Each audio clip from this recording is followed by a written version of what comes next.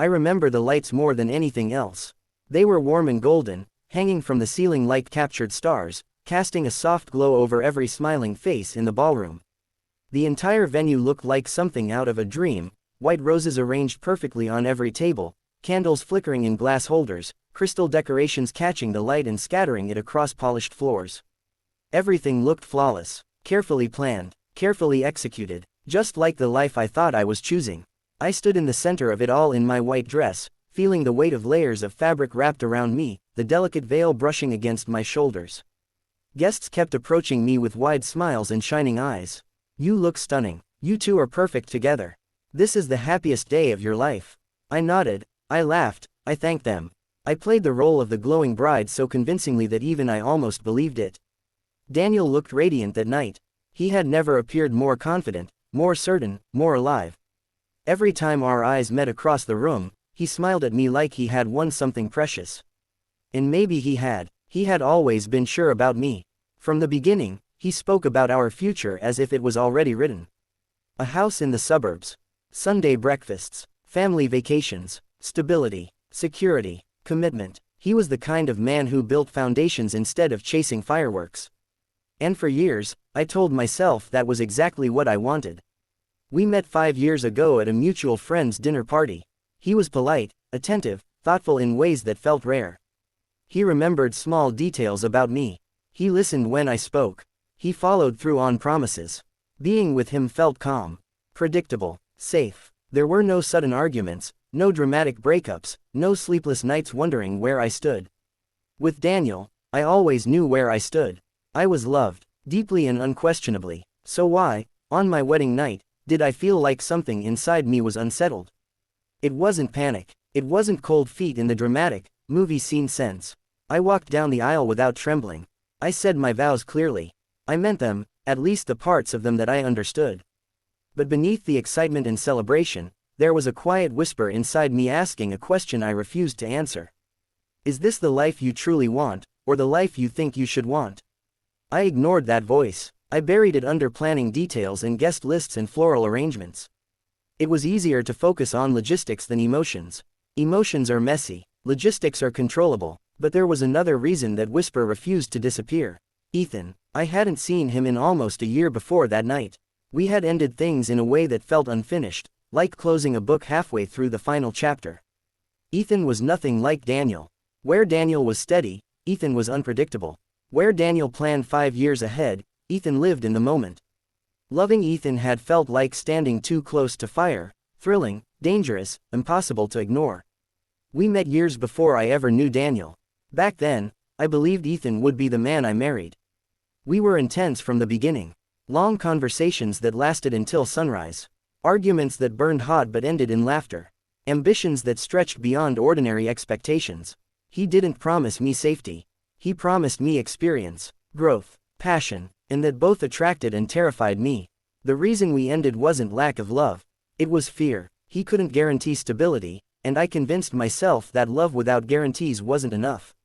I told myself I was being practical, mature, responsible. I walked away because I wanted certainty. And Daniel offered exactly that. I thought time had erased what I felt for Ethan. I thought distance had turned those memories into something harmless. But the human heart doesn't operate on logic. It stores emotions quietly, waiting for the right trigger. When I saw Ethan standing near the back of the ballroom that night, everything inside me shifted. He wasn't supposed to come. I hadn't invited him personally. I later learned he came as someone's +1. When my eyes found him across the crowd, it felt like the room narrowed. The noise softened. For a second, it was just him and me, separated by guests and music and years of decisions. He wasn't smiling. He wasn't angry either. He was simply watching me, taking me in as if trying to understand how we had ended up here, me in a wedding dress, him standing alone with a drink in his hand. I quickly looked away, my heart beating faster than it had during the entire ceremony. I told myself it meant nothing. Seeing an old love at your wedding would affect anyone. That didn't mean I still cared. That didn't mean anything was wrong. But as the evening continued, I became hyper-aware of his presence. Even when I couldn't see him, I felt him somewhere in the room. It was as if my body recognized him before my mind allowed it. Daniel pulled me onto the dance floor at one point, spinning me under the lights while our friends cheered. He whispered, "You're my wife now," against my ear, his voice filled with pride. I smiled, pressing my forehead against his chest, inhaling his familiar cologne. He felt solid, real, good. So why did part of me feel like I was performing happiness instead of fully experiencing it? As the night wore on, the celebration slowly softened. Elderly relatives left first, then coworkers, then distant friends. The music shifted from loud dance tracks to slower melodies. My feet ached from hours in heels, and my cheeks hurt from constant smiling. I told Daniel I needed a moment of air. He kissed my hand gently and told me not to stay out too long. His trust was effortless. He never questioned me. The balcony doors slid open quietly as I stepped outside. The cool night air wrapped around me instantly, a sharp contrast to the warmth of the ballroom. Below, the city stretched endlessly, headlights moving like slow rivers of light, buildings glowing against the dark sky. For the first time that evening, I allowed myself to breathe without an audience. And that's when I sensed him before I heard him. "You look beautiful." His voice was softer than I remembered, but it carried the same depth. I didn't turn immediately. I stared at the city, gripping the railing gently.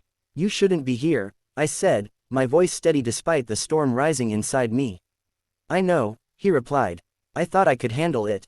I was wrong." Silence followed, thick and heavy. I could feel him a few steps behind me, close enough that I was aware of his presence but far enough that we weren't touching. That distance felt symbolic, the space between who I had been and who I was trying to become. "You really married him," he said after a moment. I swallowed. "Yes. Are you happy?" There it was. The question I had been avoiding all day. The question buried under flowers and vows and applause. Was I happy? I wanted to answer immediately. I wanted to defend my choice. But instead, I hesitated. And that hesitation said more than words ever could. "He's a good man," I finally replied. Ethan stepped closer, not invading my space, just reducing the distance slightly. "That's not what I asked." My heart pounded in my ears. I hated that he could still do this to me, cut through my defenses with a single sentence. "I made my choice," I said quietly. "Did you?" he responded, "or did you choose what felt safer?"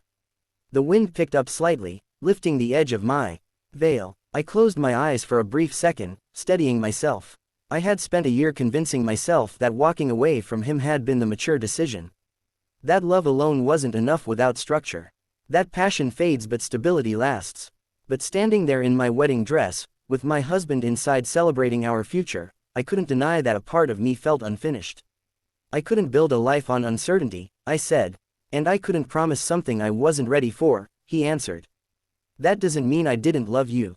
His words weren't dramatic. They weren't loud. They were honest. And honesty can be more destabilizing than anger. For a moment, neither of us spoke. The music inside the ballroom drifted faintly through the glass doors. I imagined Daniel laughing with his friends, completely unaware of the emotional earthquake happening just steps away. I looked down at my ring. It sparkled under the balcony light, a symbol of commitment, of vows spoken only hours earlier. This was supposed to be the beginning of certainty. So why did it feel like the past had followed me here? Ethan finally said, "I'm not here to ruin your night. I just needed to see you. To know that you're okay." The sincerity in his voice shook me more than jealousy ever could have. "I'm fine," I said automatically. But even as I said it, I wasn't sure it was true. And that was the first crack. Not betrayal, not action, just doubt. The kind of doubt that doesn't scream, it whispers. The kind that doesn't destroy instantly, it erodes slowly. Standing there on that balcony, between the man I married and the man I once loved, I realized something terrifying. You can plan a wedding down to the smallest detail. But you cannot plan your heart into certainty. And that night, beneath the golden lights and perfect decorations, I understood that I had walked into marriage carrying emotions I had never fully resolved. I didn't know yet what that would cost me. But I felt it, like a storm gathering quietly in the distance. When I think back to that moment on the balcony, I don't remember it as something wild or reckless. I remember it as quiet, still, almost suspended in time. The city lights below looked distant and blurred, like they belonged to another world entirely. Inside the ballroom, my husband was celebrating the beginning of our forever. Outside, I was standing face to face with a past I had never truly buried.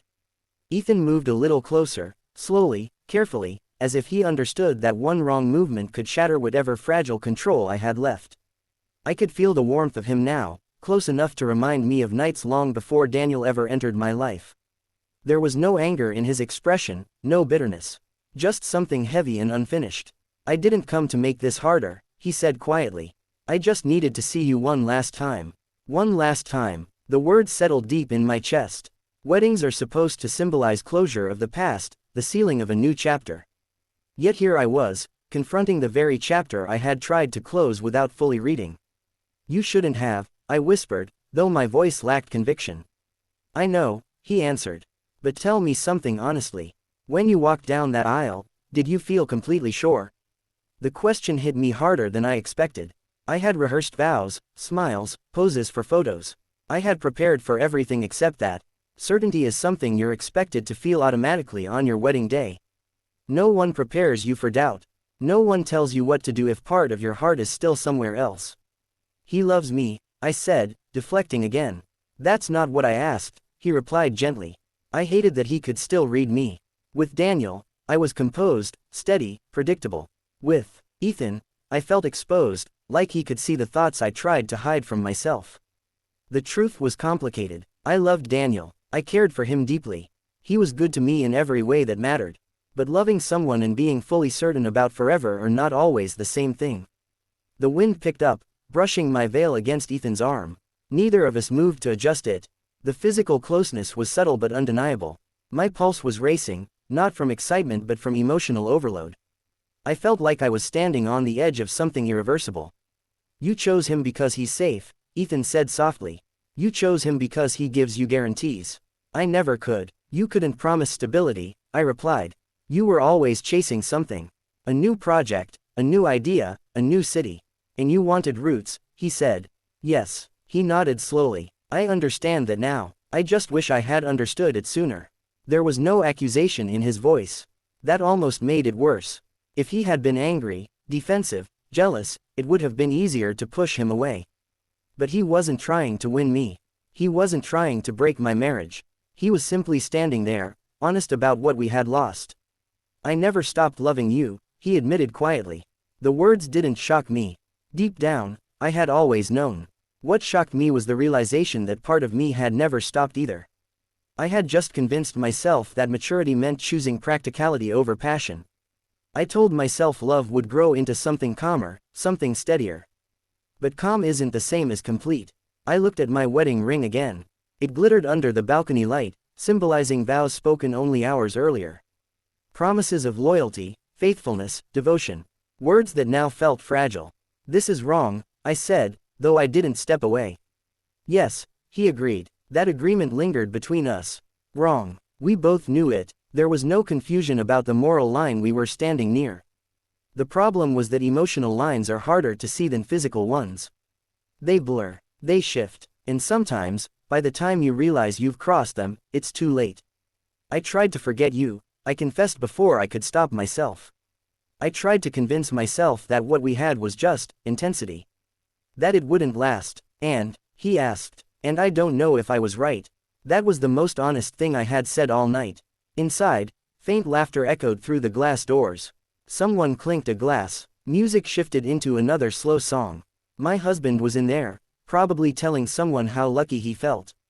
And I was outside admitting uncertainty to another man.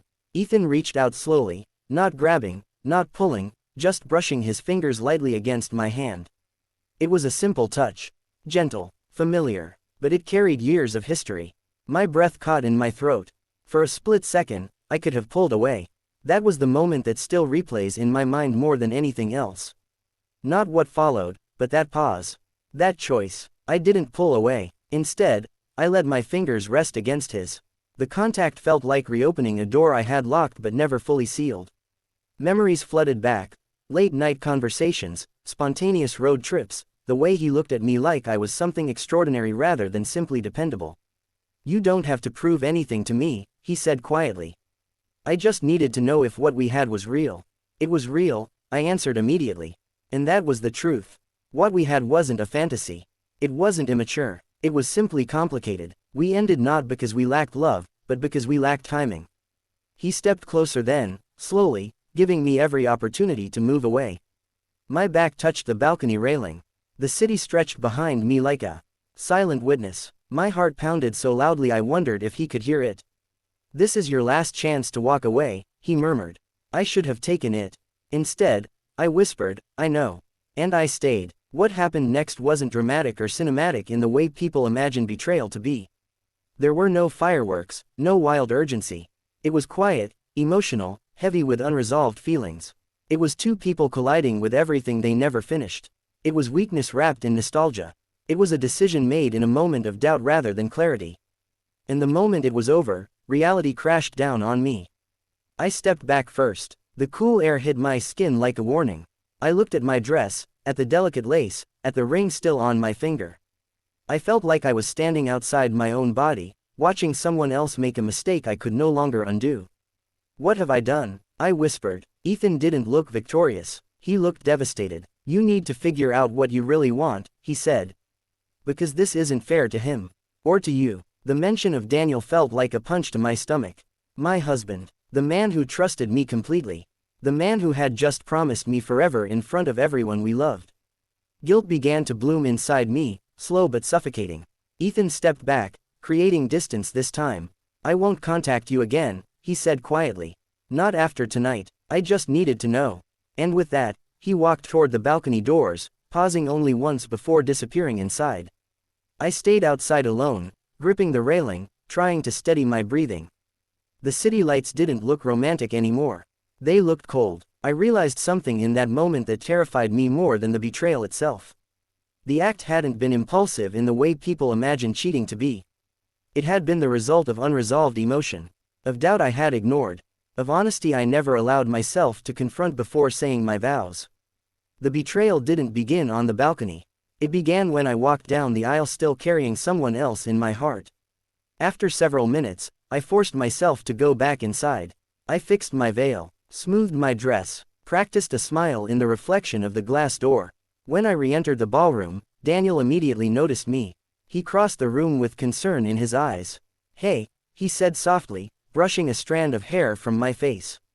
Are you okay? I nodded. Just needed air. He kissed my forehead gently, unaware that the air I needed had just cost him something sacred. As he wrapped his arm around me and guided me back to the dance floor, applause erupted around us. Someone shouted for the newlyweds to kiss. We did. The crowd cheered, and in that moment, I understood the cruelest part of betrayal. Sometimes it happens while everyone else is celebrating. Sometimes it happens while vows are still echoing in the air. Sometimes it happens quietly, on a balcony, under city lights, not because you stopped loving the person you married, but because you never fully let go of the one you left behind. And as Daniel held me close that night, I realized the storm I thought I had escaped had followed me into my marriage. And I had just opened the door for it. When the music finally faded and the last guests began to leave, I felt like I was moving through water. Every smile I gave felt heavier than the one before it.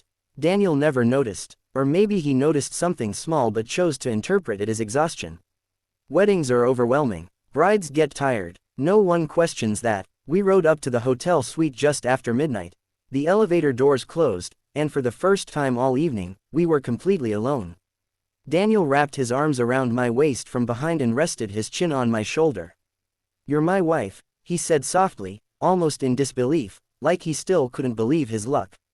There was so much sincerity in his voice that my chest tightened painfully. Wife. The word echoed differently now. Inside the suite, everything was immaculate, white sheets, dim lighting, champagne waiting on ice. It was supposed to be romantic, symbolic, the official beginning of our life together. Daniel loosened his tie and smiled at me in that familiar, steady way. He looked happy, peaceful, certain. I forced myself to match his energy. I laughed at his jokes. I clinked my glass against his. I let him hold me. And through it all, guilt began settling into my bones like something permanent. When we finally lay down, exhaustion overtook him quickly. Within minutes, his breathing slowed into the rhythm of sleep.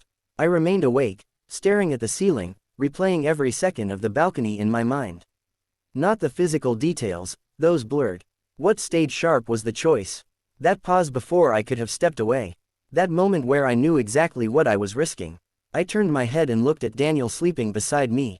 He trusted me completely. There was no doubt in him.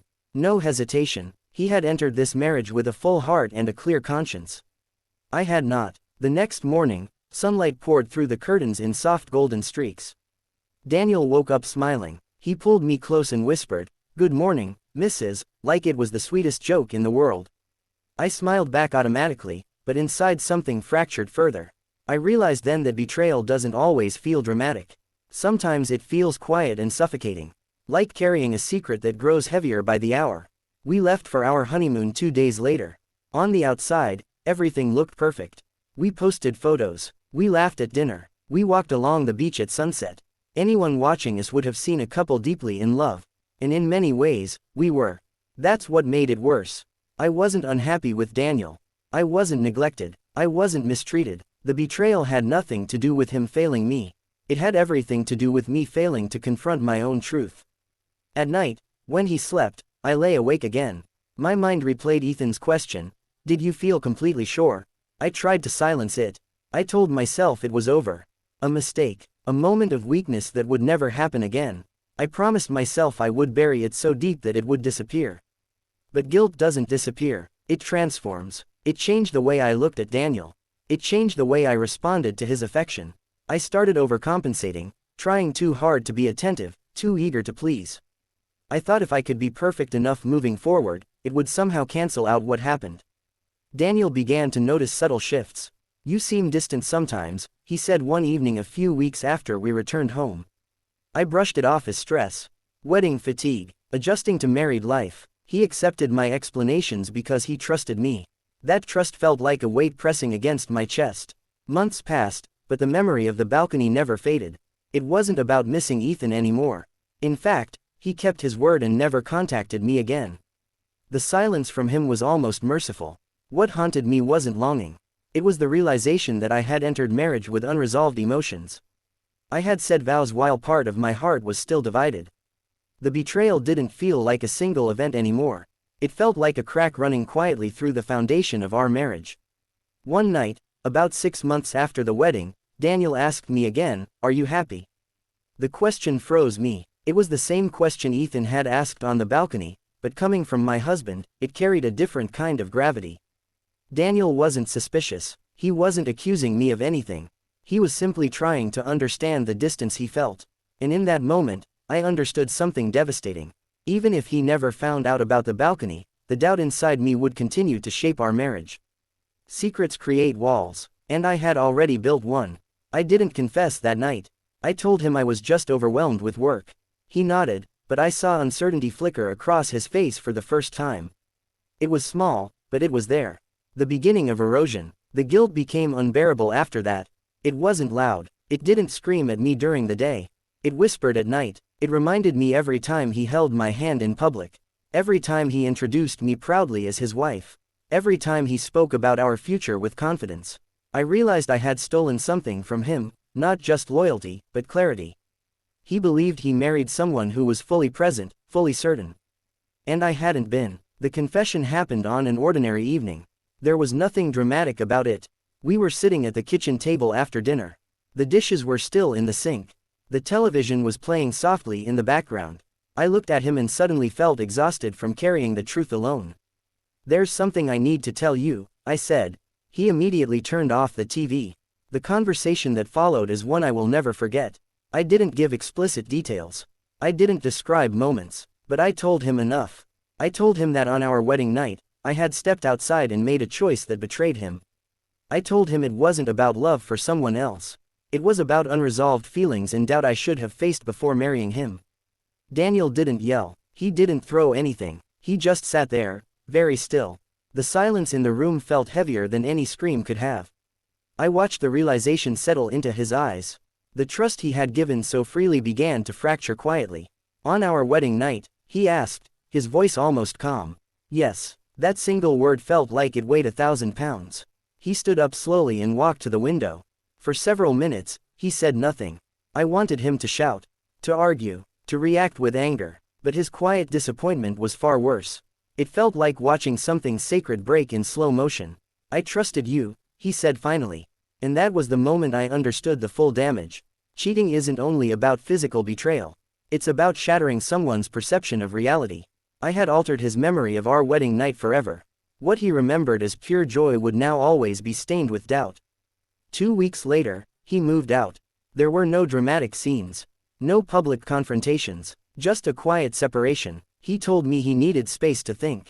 To breathe. To decide whether he could ever look at me without seeing that night. I don't blame him. Marriage requires more than love. It requires honesty before vows are spoken. It requires emotional closure before new beginnings are promised. I had walked down the aisle carrying unfinished business, hoping time would fix what courage should have addressed. It didn't. If I could go back, I wouldn't change the balcony moment alone. I would change what happened long before it. I would have confronted my doubt before accepting a proposal. I would have faced my unresolved feelings before putting on a white dress. Because the truth is, betrayal rarely begins in a single moment. It begins in silence, in hesitation, in questions you refuse to answer honestly. And sometimes, by the time you realize it, you're standing on a balcony on your wedding night, choosing between certainty and unresolved love, and whatever you choose, something will break. I lost a good man not because I didn't love him, but because I wasn't brave enough to be fully honest with myself before promising forever. And that is a mistake I will carry far longer than any wedding memory.